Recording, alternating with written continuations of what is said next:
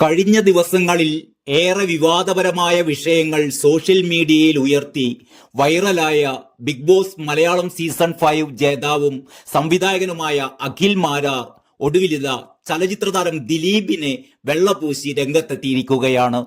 മലയാളത്തിലെ പ്രമുഖ നടിയെ ബലാത്സംഗം ചെയ്യാൻ കൊട്ടേഷൻ കൊടുത്ത കേസിൽ നടൻ ദിലീപ് നിരപരാധിയാണ് എന്ന വാദം കാര്യകാരണങ്ങൾ സഹിതം ആവർത്തിക്കുകയാണ് അഖിൽ മാരാർ. യഥാർത്ഥത്തിൽ അന്വേഷണം നടക്കേണ്ടത് പൾസർ സുനി ആർക്കു വേണ്ടി ഇത് ചെയ്തു, എന്തിന് ദിലീപിന്റെ പേര് അവൻ പറഞ്ഞു എന്നതിലാണെന്ന് അഖിൽ മാരാർ പറയുന്നു. മൂവി വേൾഡ് മീഡിയ ഈസ്റ്റ് എന്ന യൂട്യൂബ് ചാനലിന് അനുവദിച്ച പ്രത്യേക അഭിമുഖത്തിൽ സംസാരിക്കുകയായിരുന്നു അഖിൽ മാരാർ. എന്തടിസ്ഥാനത്തിലാണ് പൾസർ സുനി ദിലീപിന്റെ പേര് പറഞ്ഞത് എന്നത് പോലീസോ അല്ലെങ്കിൽ മറ്റൊരു ഏജൻസിയോ വളരെ പ്രാധാന്യത്തോടെ അന്വേഷിക്കേണ്ട കാര്യമാണ്. ദിലീപിനെയും പൾസർ സുനിയെയും തമ്മിൽ ബന്ധിപ്പിക്കാൻ കഴിയുന്ന ഒരു തെളിവും കേരള പോലീസിന് ഇതുവരെ കിട്ടിയിട്ടില്ല. ഇത്തരമൊരു ക്രൂരകൃത്യം ചെയ്തതുകൊണ്ട് തന്റെ ഒരു കാര്യം നേടിയെടുക്കേണ്ട ആവശ്യമില്ലാത്ത ആളാണ് ദിലീപ്. ഈ പറയുന്ന നടിയുടെ മലയാളം സിനിമയിലെ കരിയർ ഏകദേശം അവസാന ഘട്ടത്തിലേക്ക് എത്തിക്കൊണ്ടിരിക്കുന്ന സമയവുമാണ്.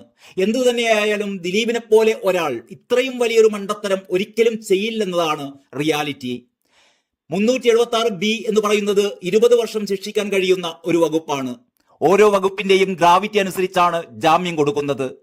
ആ വകുപ്പ് അനുസരിച്ചാണ് പൾസർ സുനിയൊക്കെ ഇപ്പോഴും റിമാൻഡിൽ കഴിയുന്നതെന്നും അദ്ദേഹം പറയുന്നു.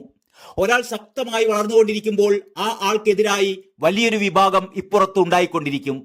ഇവർ എല്ലാവരും കൂടെ ഒന്നിച്ചതായി കൂടെ എന്നൊരു സംശയവും സ്വാഭാവികമാണ്. പിന്നെ ഇതേപോലുള്ള ഒരു അഭിമുഖത്തിൽ എനിക്ക് ഒരിക്കൽ കൂടെ അഭിമാനത്തോടെ വന്നിരിക്കണം, അന്ന് എല്ലാവരും അഖിൽ മാരാർ പറഞ്ഞത് ശരിയായിരുന്നു എന്ന് കമന്റ് എഴുതുകയും വേണം, അഖിൽ മാരാർ പറയുന്നു. മനോഹരമായ രീതിയിൽ കേസ് തെളിയിക്കാനും അതുപോലെ മനോഹരമായ രീതിയിൽ കേസ് ഫാബ്രിക്കേറ്റ് ചെയ്യാനും ശേഷിയുള്ളവരാണ് കേരള പോലീസ്. എന്നിരുന്നാലും ഓരോ കേസിന്റെയും കാര്യത്തിൽ ഇവരെല്ലാവരും തന്നെ വ്യത്യസ്ത തരത്തിൽ സ്വാധീനത്തിലാണെന്ന് അഖിൽ മാരാർ പറയുന്നു. ദിലീപിനെ തകർക്കുക എന്ന ലക്ഷ്യത്തോടെയാണ് ഈ കേസ് ഫാബ്രിക്കേറ്റ് ചെയ്തത്. ഒരാളെ തകർക്കാൻ പല മാർഗങ്ങളും നോക്കിക്കൊണ്ടിരിക്കും. നമ്പി നാരായണനെതിരെ കേസെടുത്ത് ജയിലിലിട്ടത് ആരാണ്? കേരള പോലീസ് തന്നെയല്ലേ? എത്രയോ കാലം ആ മനുഷ്യനെ വേട്ടയാടി. ആ മനുഷ്യന്റെ ജീവിതം മൊത്തം നശിപ്പിച്ചു കഴിഞ്ഞതിന് ശേഷം ഇന്ന് നമ്മൾ ഇരുന്ന് പറയുകയാണ് കാണിച്ചത് ശരിയായില്ല എന്ന്. കൊച്ചിയിലെ നഗരത്തിൽ മലയാള സിനിമയെ നിയന്ത്രിക്കുന്ന തരത്തിലുള്ള ഒരു ശക്തിയായി ദിലീപ് വളരുന്നു. ഈ സാഹചര്യത്തിൽ ഇവനെ ഏതു വിധേനയും പണിയണം, അല്ലെങ്കിൽ നമ്മൾക്കെല്ലാം നഷ്ടമാണ് എന്ന് കരുതി ഇപ്പുറത്ത് ഒത്തുകൂടുന്ന ഒരു വിഭാഗം ആൾക്കാർ ഒരു സിനിമ പോലെ കണ്ടാൽ മതി ഇതൊക്കെ.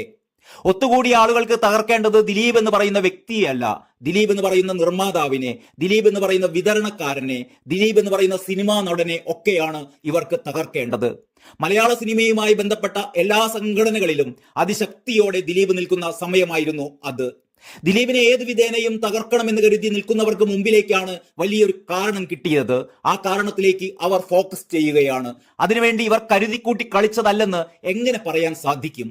ദിലീപിന്റെ ഈ അടുത്ത് പുറത്തിറങ്ങിയ സിനിമകൾ മോശമായതുകൊണ്ടാണ് പരാജയപ്പെട്ടത്, അതല്ലാതെ ഈ ഒരു പ്രശ്നം കൊണ്ടാണ് എന്ന് ഞാൻ കരുതുന്നില്ല. എന്നാൽ ഒരാളുടെ മനസ്സമാധാനം കെടുത്തി ജീവിതം തകർത്തു കഴിയുമ്പോൾ സ്വാഭാവികമായും അയാളുടെ ചിന്തകളെല്ലാം തന്നെ പാളിക്കൊണ്ടിരിക്കും. ഈ കേസിൽ നിന്നും ദിലീപിനെ കുറ്റവിമുക്തനാക്കുകയാണെങ്കിൽ അദ്ദേഹത്തിന് നഷ്ടപ്പെട്ട ഈ 7 വർഷക്കാലം തിരിച്ചു കൊടുക്കാൻ ഈ ആളുകൾക്ക് കഴിയുമോ എന്നും അഖിൽ മാരാർ ചോദിക്കുന്നു. News desk Kalakaumudi.